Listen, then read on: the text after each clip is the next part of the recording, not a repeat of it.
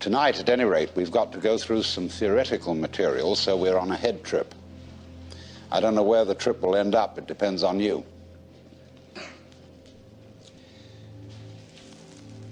But in order to lay the foundation for this, we've got to examine ideas that are basic to our common sense. Ideas are very powerful. It's not only emotions that are powerful in human life.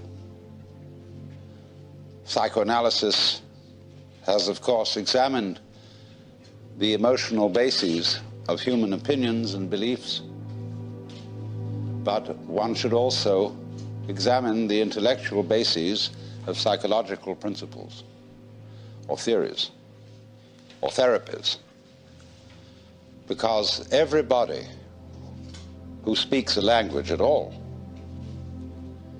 has underneath the surface of the language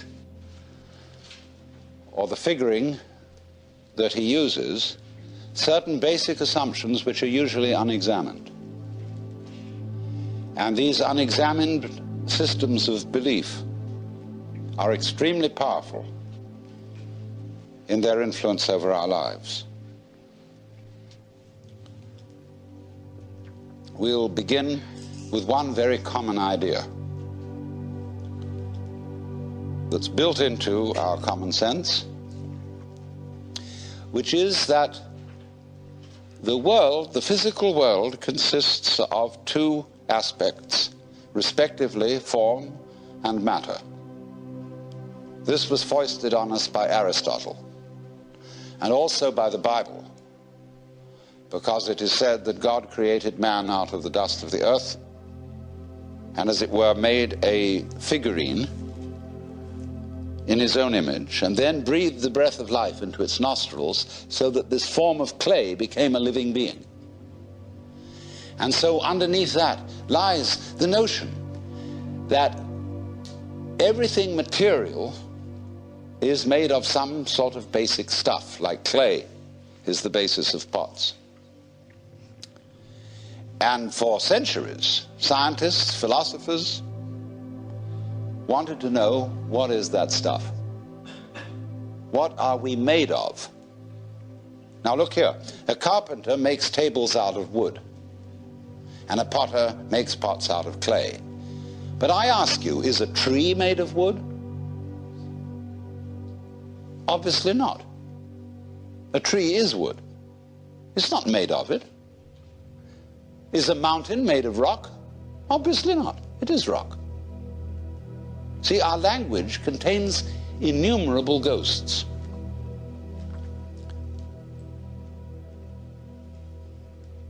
Supposing I say the lightning flashes. Surely the flashing is the same as the lightning. There is not one thing called lightning and another called flashing. The lightning is the flashing. It is raining. What is this it that is raining? The raining. I can make a noun out of a verb any time by turning it into a gerund. So we populate the world with ghosts, which arise out of the structure of our language,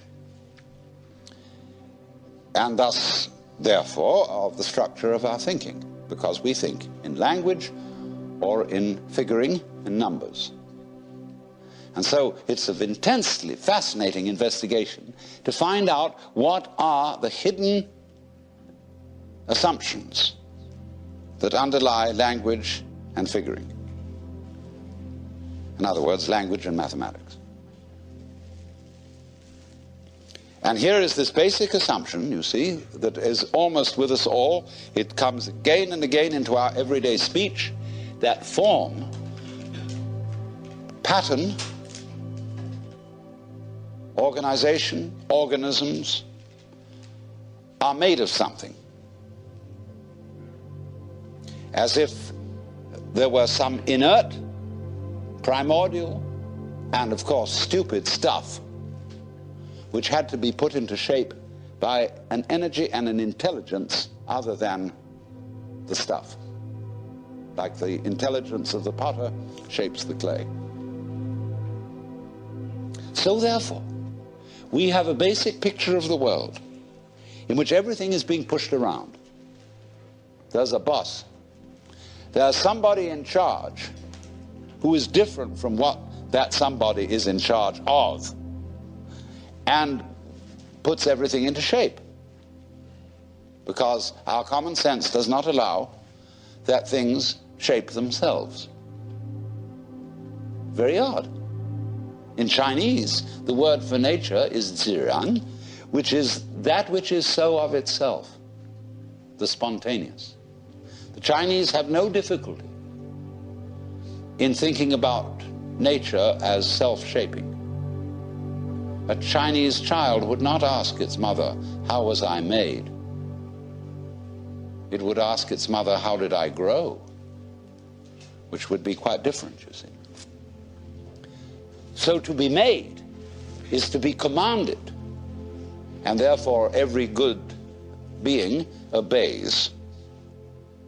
Whether you obey God or whether you obey the laws of nature, you obey.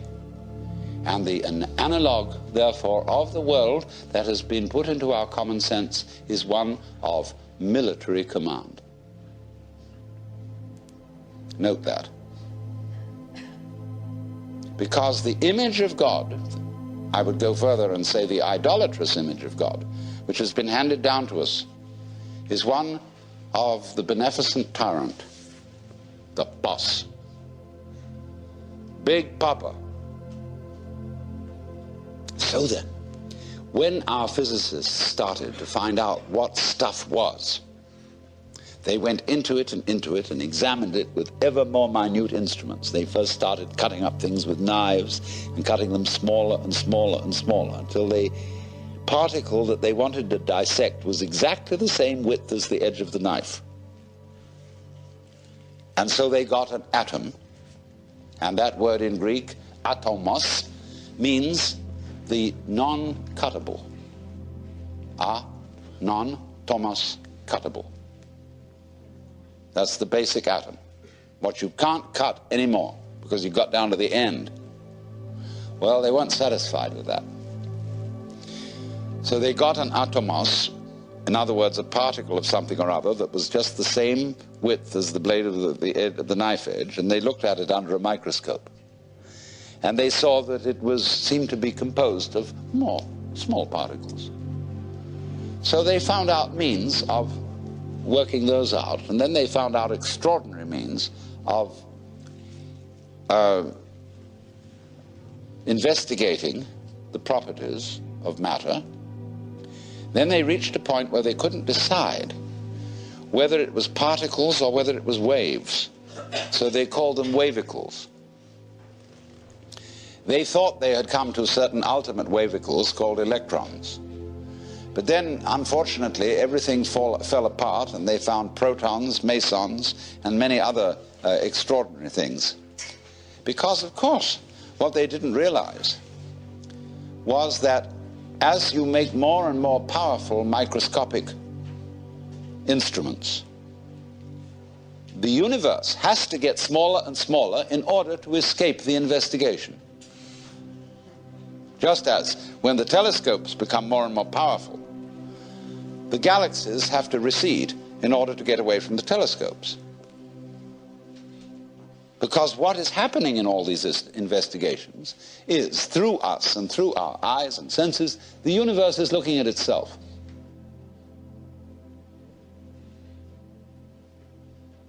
And when you try to turn around to see your own head, what happens? See? It runs away. You never get at it. You can't bite your own teeth. You can't touch the tip of this finger with the tip of this finger. This is the principle.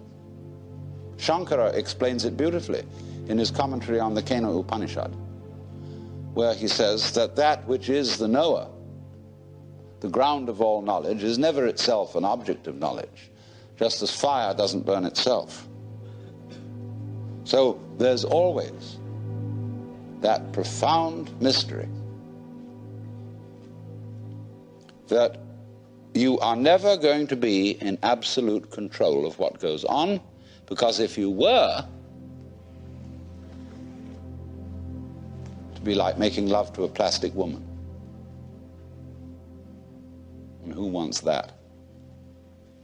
There always is the mystery. The thing we don't know. As Vanderloo put it, the mystery of life is not a problem to be solved, but a reality to be experienced. If there were not that, you see, there would be no life.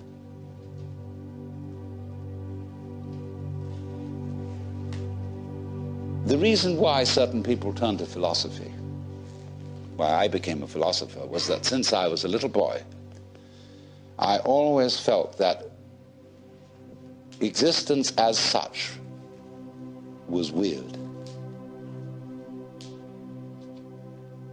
I mean, here we are. And isn't that odd? Of course it's odd. What do you mean by odd? Well, that's what's different from even. I mean, what's odd stands out. What's even lies flat. But you can't see the outstanding without the flat background. Here's the thing standing out. It's odd. Each one of you is odd. Strange, unique, particular, different. But how do we know what we mean by that? Except against the background of something even, that is not differentiated, like space. And so you get this philosophical itch. You begin to scratch your head and think about, why is that so?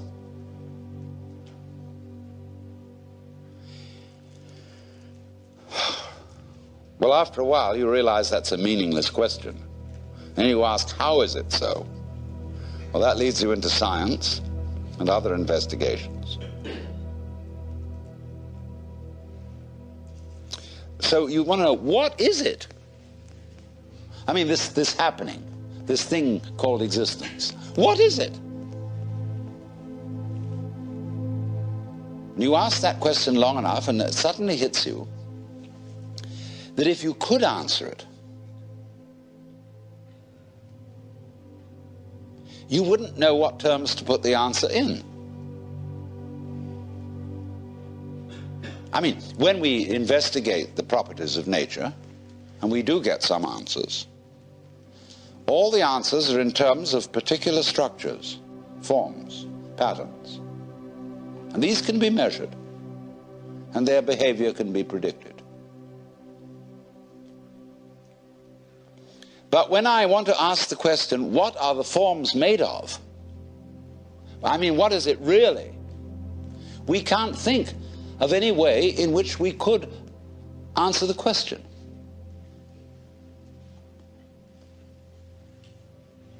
Because we would have to have a class of all classes. When you ask the question, what? It's like saying, is you is or is you ain't? Is you animal? Is you vegetable? Is you mineral?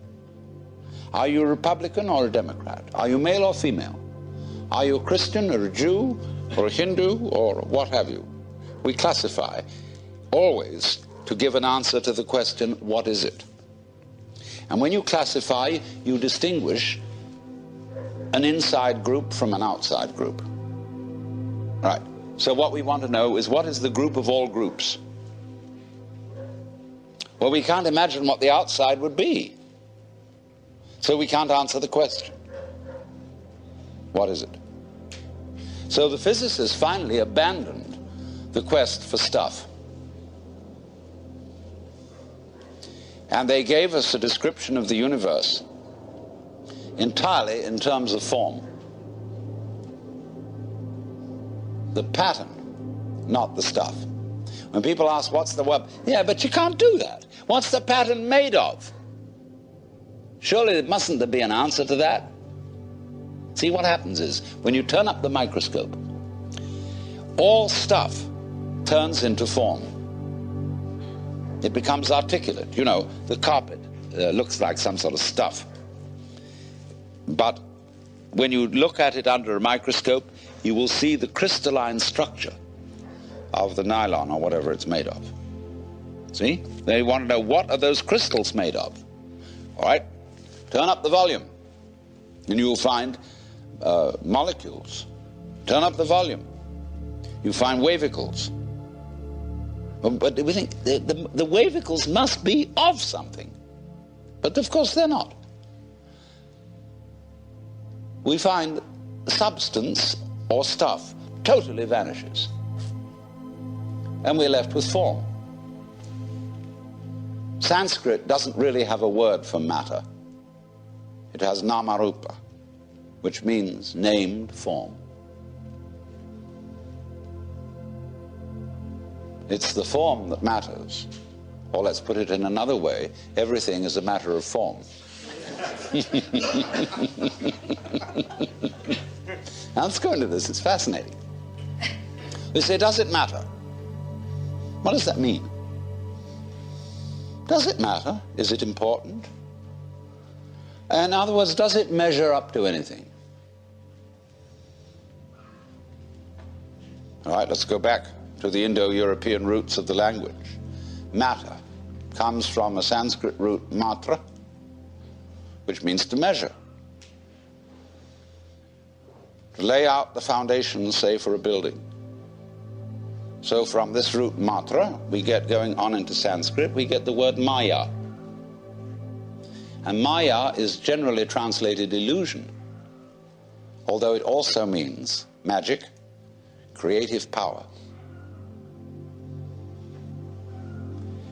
The word illusion, switch over, we get that from Latin, and that comes from the Latin ludere, to play. Let's pretend that we matter.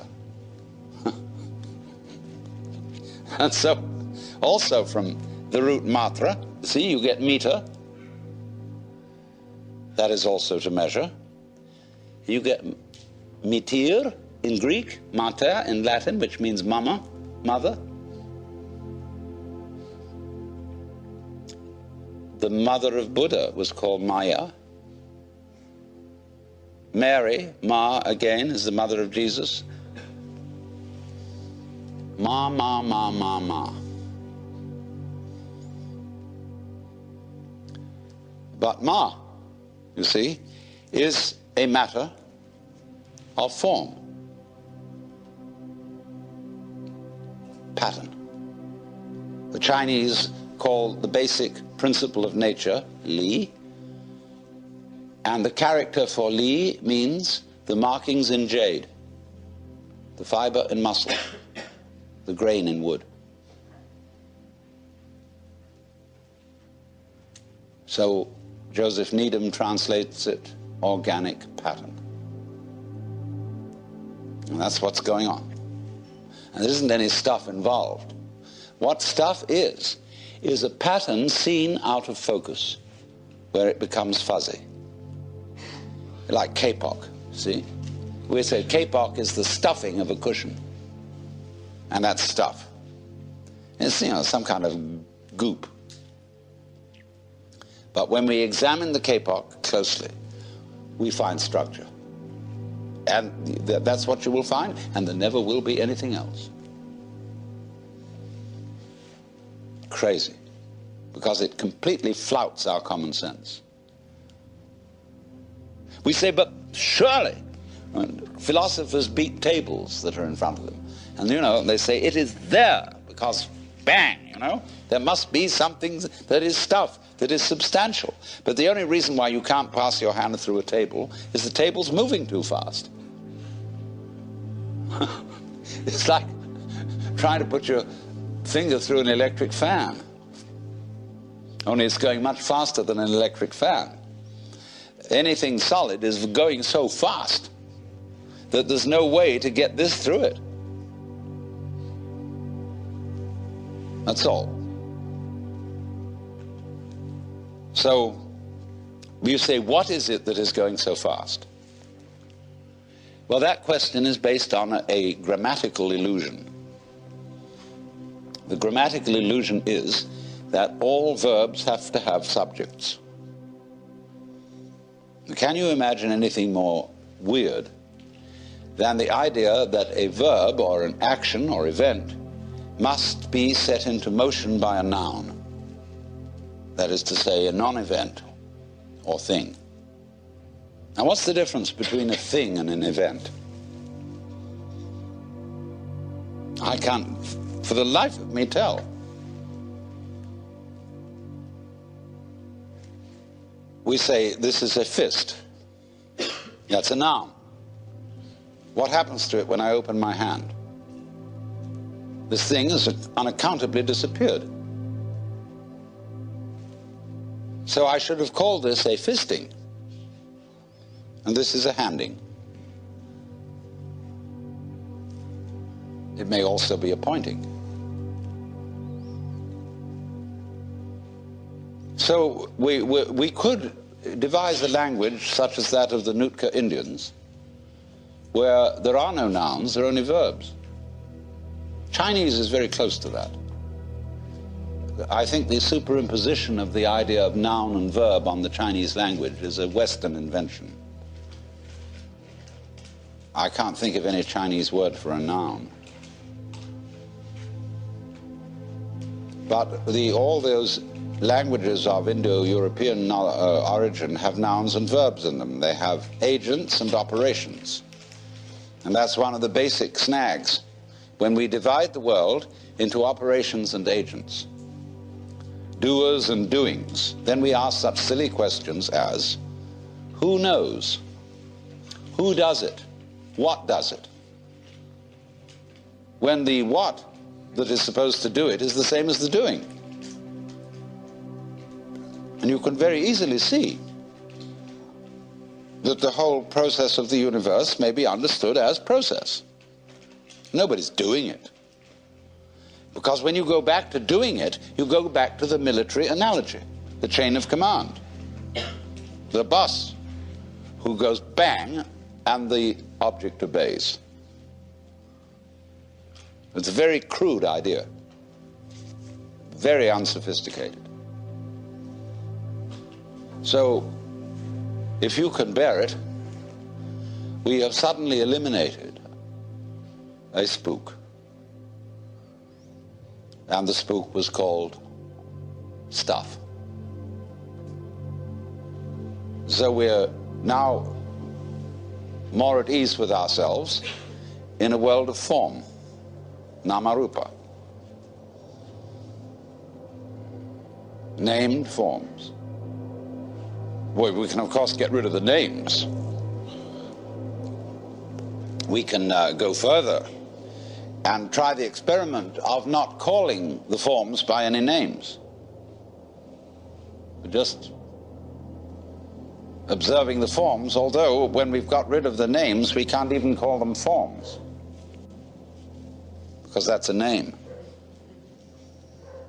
And there's the bazaars going on, which Buddhists call tathata. And that means suchness, or thusness. Actually, tathata is da-da-da. Because when a baby first talks, it says da. Da, da, da, da. And fathers flatter themselves that it's saying da-da, daddy. It isn't. It's saying da. And so the Upanishads say, Tatvamasi. You're it. The basic da.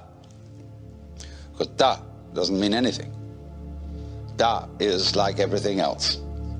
See, the world is a musical phenomenon. Good music never refers to anything except the music itself. You don't ask Mr. Bach, Mr. Ravi Shankar, what do you mean by this music? What is it intended to express? Bad music always expresses something other than itself, like the 1812 Overture or the Sunken Cathedral. Good music never talks about anything other than the music. If you ask Bach, what is your meaning? He say, listen. That's the meaning.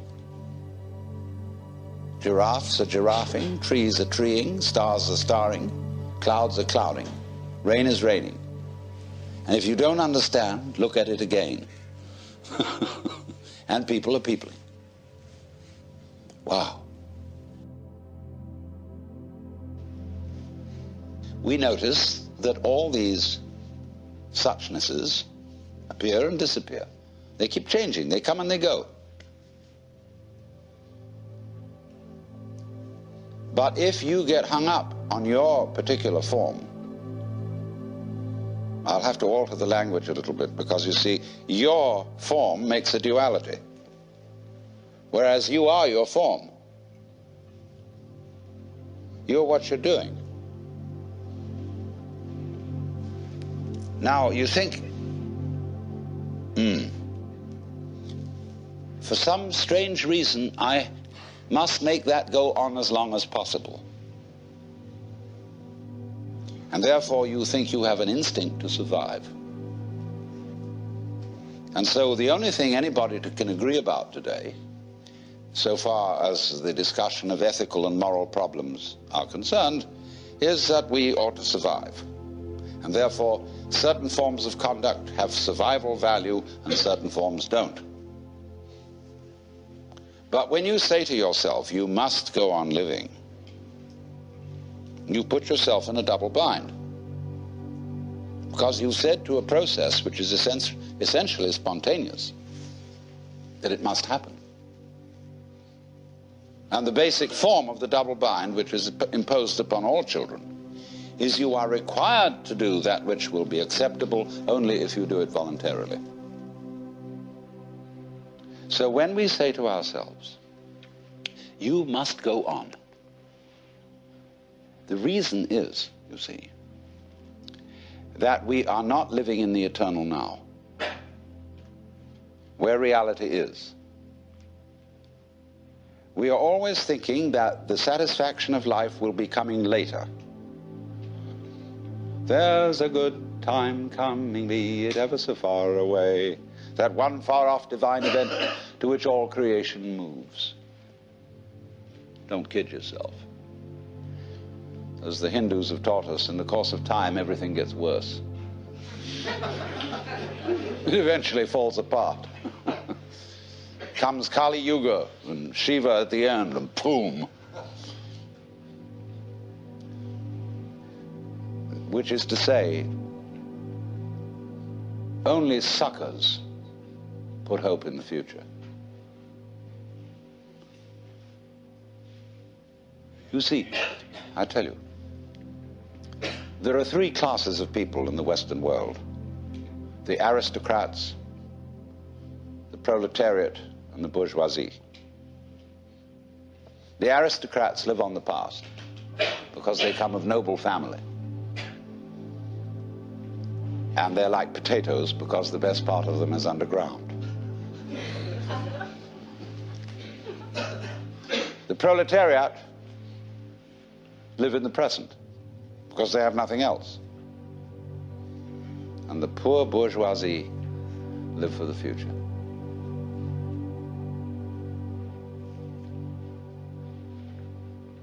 They are the eternal suckers. They can always open to a con game. So when they find out that really there isn't much of a future, you're going to die, they transpose the future into a spiritual dimension. And they figure this material world is not the real world, but the spiritual world is the real world. And there will be somewhere, somehow, an eternal life for me. A charge to keep I have, a God to glorify, a never dying soul to save and fit it for the sky. Well, then they say to them, what are you going to do there? Well, they haven't the faintest idea.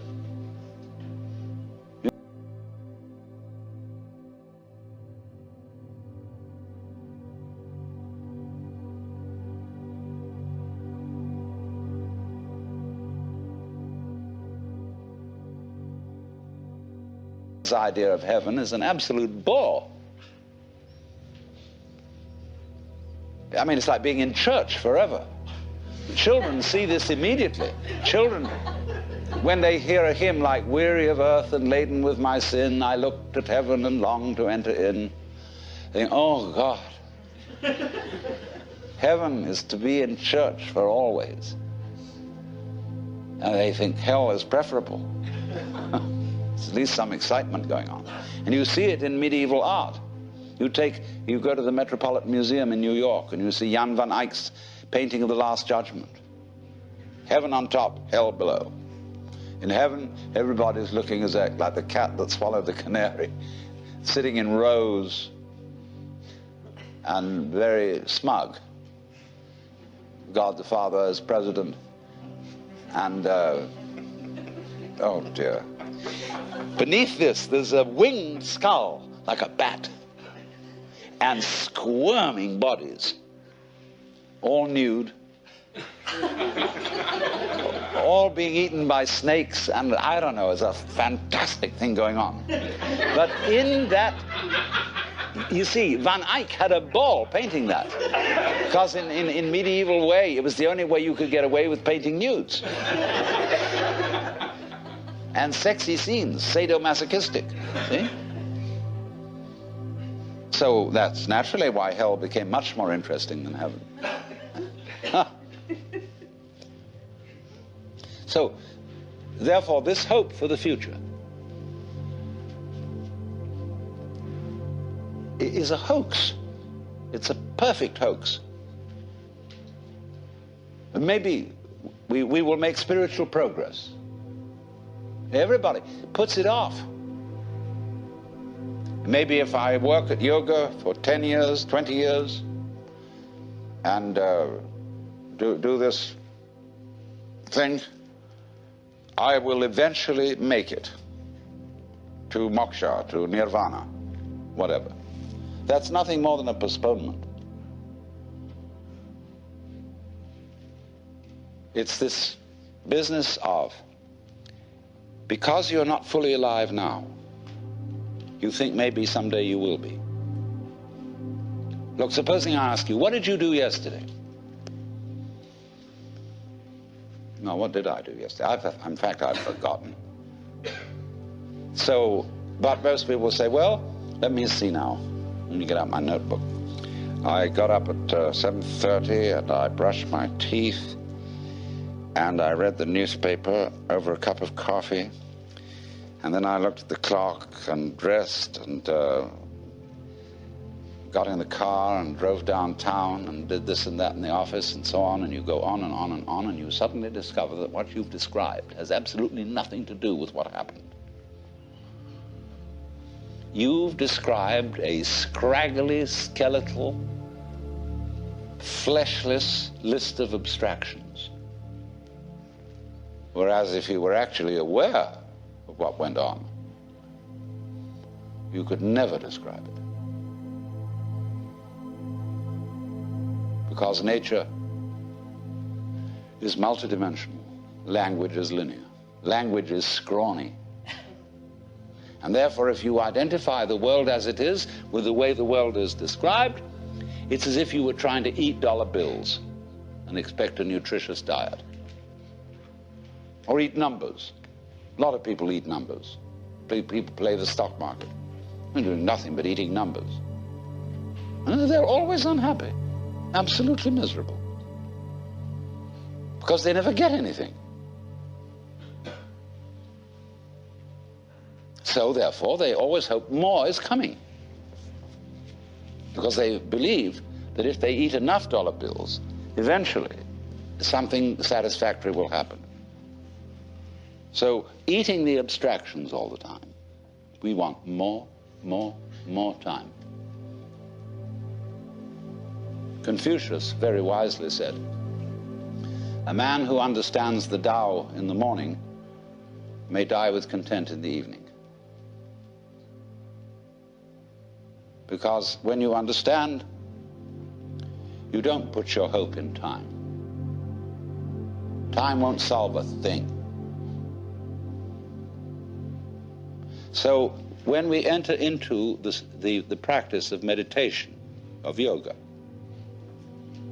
we are doing something radically unlike other human activities. Of course, the way yoga is sold in the United States, like everything else, is that it's supposed to be good for you. It isn't. It has nothing to do with anything that's good for you. It's the one activity which you do for its own sake, and not because it's good for you, not because it will lead anywhere, because you cannot go to the place where you are now, obviously. Yoga is to be completely here and now. That's why the word yog means join. Get with it. Be completely here and now. This is the real meaning of concentration, to be in your center. And the Christian word for sinning in Greek is amatanin, which means to miss the point.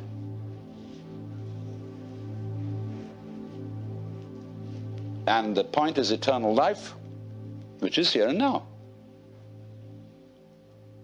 Come to your senses.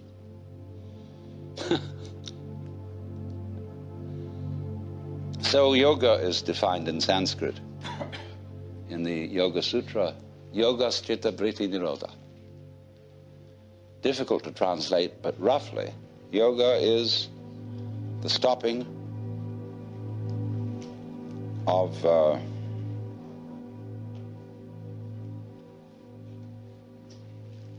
vritti is turning, see, like a wheel, and chitta is consciousness. Turnings in consciousness. In other words, the attempt of the mind to catch hold of itself, which is what we call thinking, worrying. So we could say loosely, yoga is the cessation of thinking. It's not the cessation of awareness, but of symbolizing, trying to touch reality in terms of thoughts, symbols, descriptions, definitions. Give it up. It's not easy because we do it habitually. But until there is silence of the mind, it is almost impossible to understand eternal life, that is to say, eternal now. If you could come to the place where you suspend conceptions. Conceptions in Sanskrit are called vikalpa. And so this state is called nirvikalpa, not conceptual. And this it will be basic to everything I'm going to talk to you about. To understand non-verbal reality, non-conceived reality, what I call suchness, tathata. It's really very easy. It's too easy. That's why it's difficult. But that when you are fully aware and not thinking, you will notice some amazing absences. There is no past. Can you hear anything past, incidentally? Can you hear anything future? They're just not there to the plain sense of one's ears. Ears are easiest to begin with. Can you hear anyone listening to something else other than sound, you know? Can you hear the listener? No? Well, then presumably it's not there. When you become again as a child and simply forget all that you ever were told and contemplate what is, all these ghosts go away. That's weird. But they just go. And then you enter into the eternal state. Well, there's no problem. Well, then you go back and you collect your opinions again. You think, well, that won't do. How can I be practical and be in that sort of state? Well, I remember in the Sermon on the Mount that Jesus said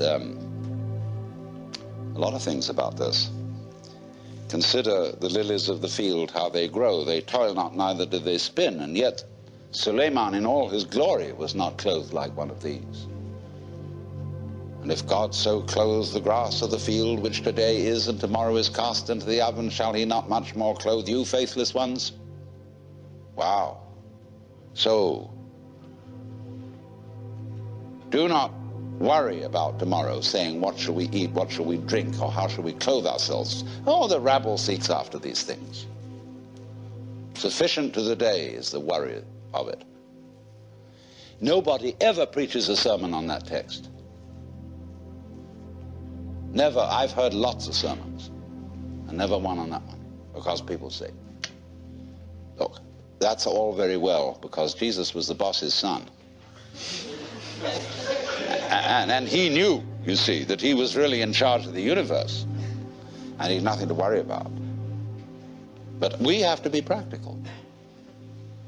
Oh? What do you suppose the gospel was? The good news. Do you know it never got out?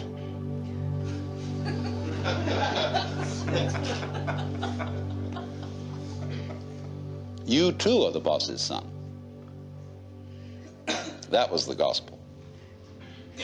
If Jesus had lived in India, they wouldn't have put him to death, because everybody in India knows that we're all God in disguise. So if he had said, I and the Father are one, in India they would have said, hooray, you know? Lots of people in India know that perfectly well. But here, that's a no-no. Who the hell do you think you are? You own the place? You keep your position. You're just a creature, a critter. It's in the family system, it's in everything. Because they have their own way of doing it in India, because they have a delayed action on it. When you get to be a certain age, and after you've studied long enough with a certain guru, then, and then only, may you realize this. But until then, it's still a no-no. But if you've put in the time, they finally let you in.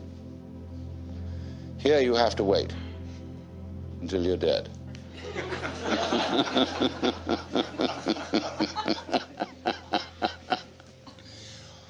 Well,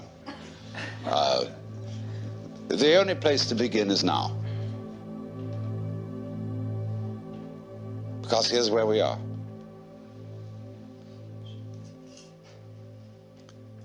So why put it off? A lot of people say, well, I'm not ready. What do you mean you're not ready? What do you have to be ready? Well,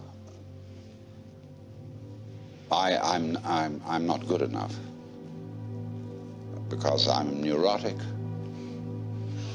I'm perhaps not old enough, not mature enough for such knowledge. I still am frightened of pain.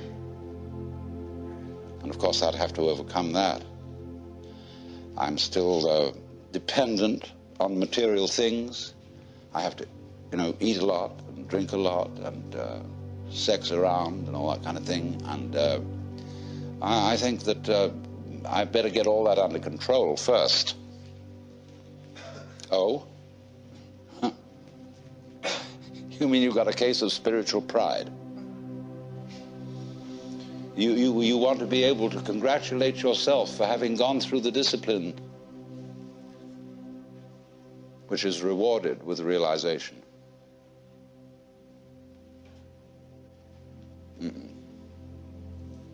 That is trying to quench fire with fire. In other words, the reason, wouldn't it be great to be a mystic? Look at it this way. I mean, crazy, to have no fear, no attachments, no hang-ups, to be as free as the air, so that, you could just wander out in the streets and give away all your clothes to the beggars and let go of the whole thing, let it all hang out. Wouldn't it be crazy to have that courage? And you look into yourself honestly, and you find that inside you're actually a quaking mess of sensitivity. So that this desire to be the great mystic is nothing more than a symptom of your quaking mess. It's self-defense.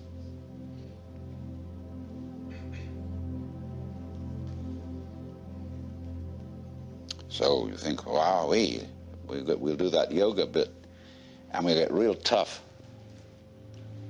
But that only means you're going to be increasingly insensitive.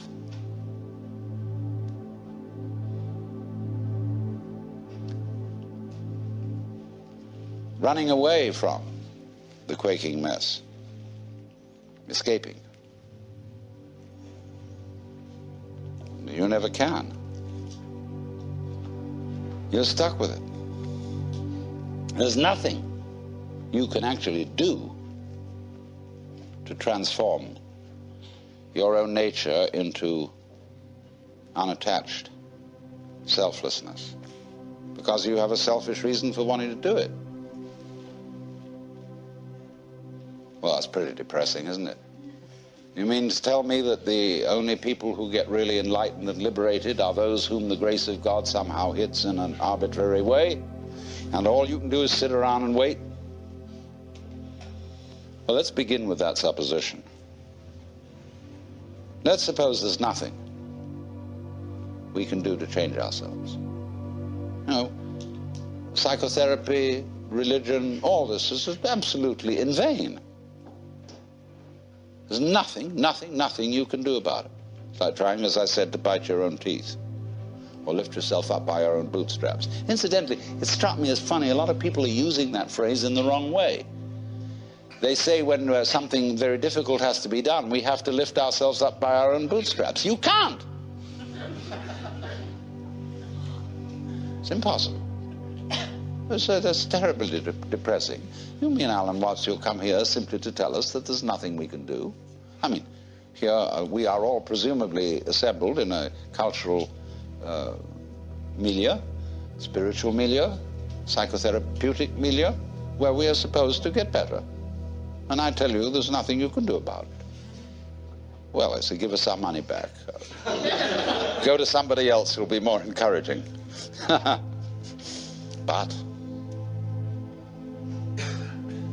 But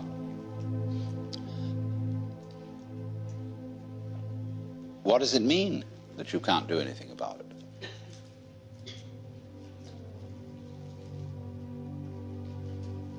It's singing loud and clear. The reason you can't do anything about it is that you don't exist.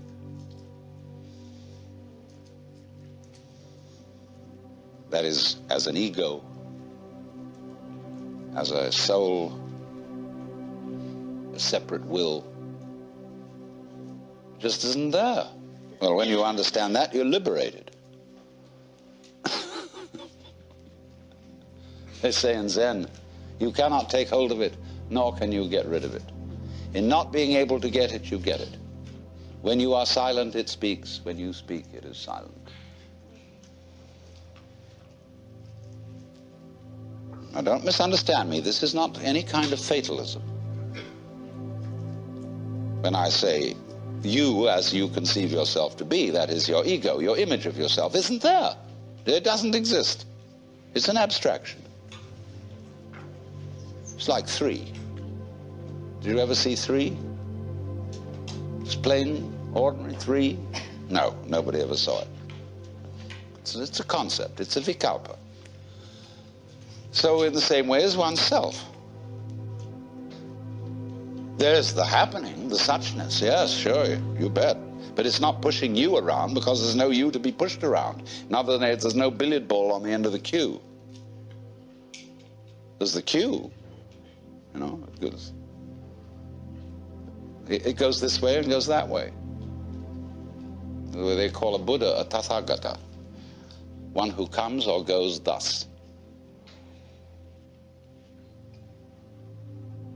This way and that way, see? He went that way.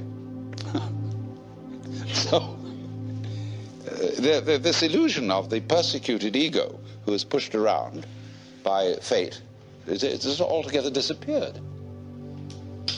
And so, likewise, the illusion of the ego who pushes fate around has also disappeared. There's a happening.